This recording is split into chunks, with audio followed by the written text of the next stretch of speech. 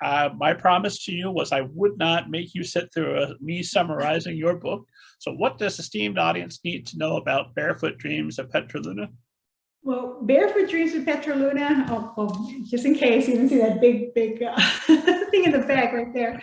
It's based on my great-grandmother's stories and my grandmother's stories, because both women lived these childhoods that were full of poverty and hunger and injustices. And those were stories that I wanted to include in the characters and in the themes of Petra Luna.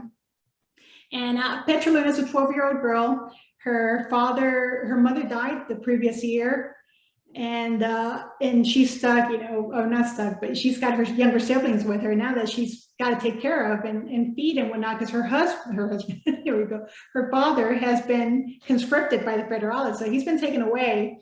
And right before he's dragged away, she makes a promise to him. She makes a promise that she's going to take care of the two siblings and her grandmother, keep them safe, while he promises to come back. He's going to go out to fight with the Federalists, which he hates, but he has to do it. Otherwise, they'll execute him, because a lot of men were executed. They didn't join the Federalists. So he wants to spare Petra that pain, so he joins, but asks Petra to promise him that she'll take care of them. So she makes that promise.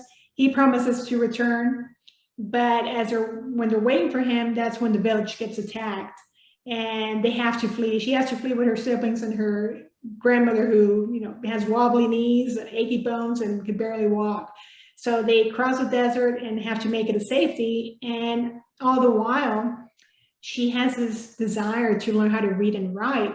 And even though most people like her don't see the need for it, she thinks differently. She says, no, this is what I want, and I want it in my life, and for me and for my siblings. So it's a desire my grandmother had too, to learn how to read and write, and it pained her to be illiterate. And when she was 12, a little bit before she turned 12, she figured it out on her own, how to read and write. So to her, that's one of the biggest accomplishments in her life as a child.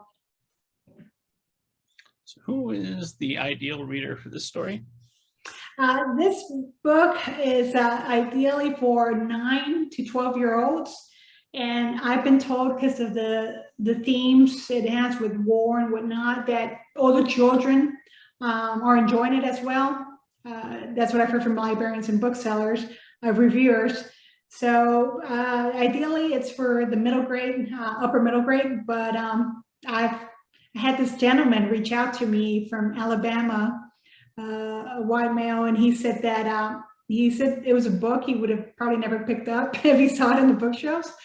But somebody told him, hey, this is a good story. You should read this one. So he sat down and read it, and he said he was just mesmerized. He enjoyed the story. He enjoyed learning the background, because there's so much of the war, of the political and cultural climate that the book covers, that he said it made him understand current crisis right now.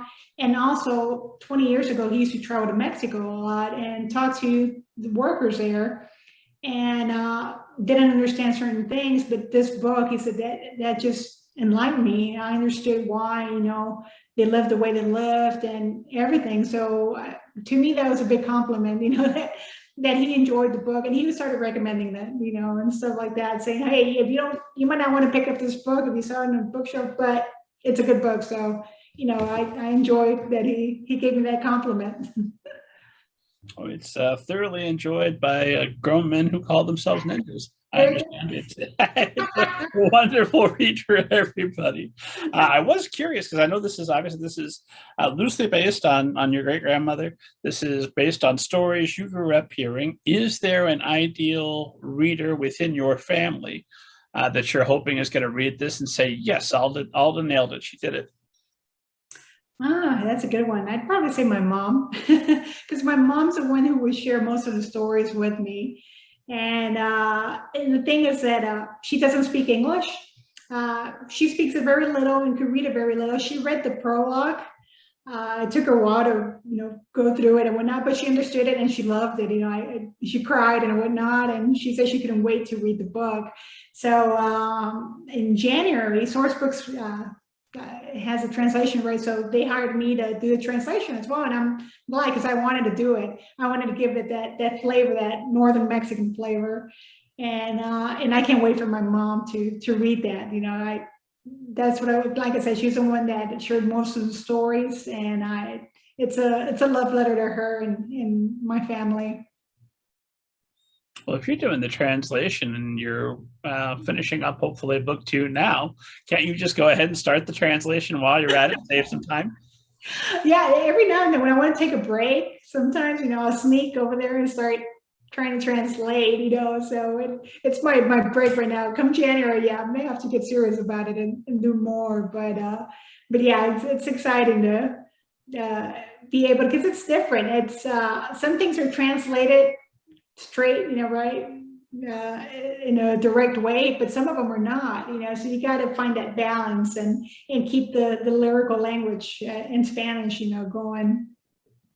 So is that then you sitting there agonizing over a new metaphor when you already came up with the perfect metaphor, or is it? Yeah, now I gotta find a thesaurus in Spanish and and use the heck out of that.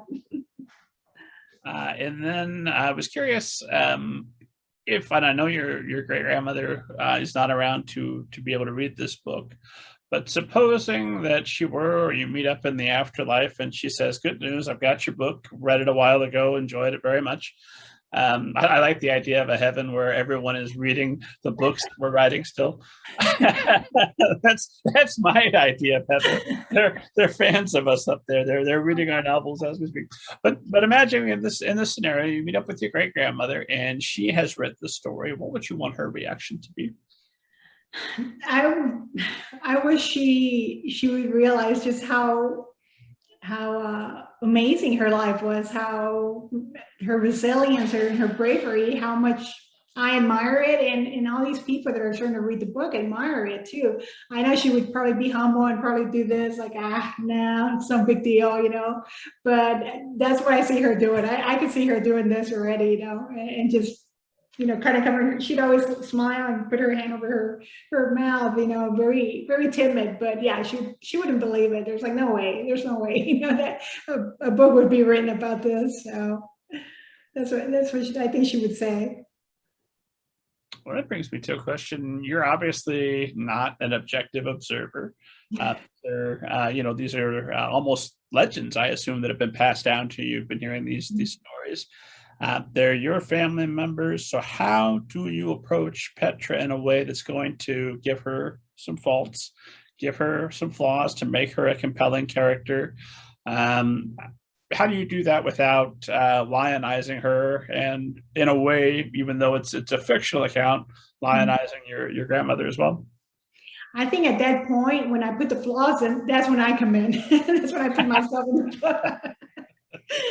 And I did that because Petra is at odds with her grandmother, because they're both from different generations and view the world differently. And my mom and I were the same way. We were both immigrants, but the fact that we're from different generations, we saw things differently. And for instance, when I graduated high school, I was the first in my family to ever graduate high school, and she was really excited and supportive. She was happy, and she said, "Okay, you can get a great job now, and that's it. We're good to go." And I said, "No, I want to do college, and join the military." And she said, "What for? What's the need?" And I said, "Well, I could get a better job. There are more opportunities if I do that." And she was kind of reluctant, and finally she said, "Okay, So I did that. When I wanted to start grad school, she just said, "Okay, why? There's really no need for grad school. You've already have a diploma, a college diploma. What else? That's more than your family ever had beyond." And I said, "Well, I just feel there's more opportunities with a master's degree," and pursued that. So I'm glad I stopped there. I didn't go for the PhD. Otherwise, it would have been another dilemma there. But I wanted to put that same conflict, with Petra, that she has that conflict with her grandmother, and at times she was upset about it. But there's so much to learn from her grandmother too, because her grandmother brings the wisdom and the strength, from that generation. And it's the same thing with my mom. There's a lot of wisdom she brought into my life as well. so much wisdom that now, I was able to write a book from it. So yeah, that was something I put in there, to make Petra not as, like I said, idealized like I did with my grandma. And even my grandmother was the first one. Like I said, she had the desire to learn how to read and write, and her mother was a little reluctant too about, okay, do you really need it? It's we've been doing it, without it for years. So why would you need to do it now or learn it now? So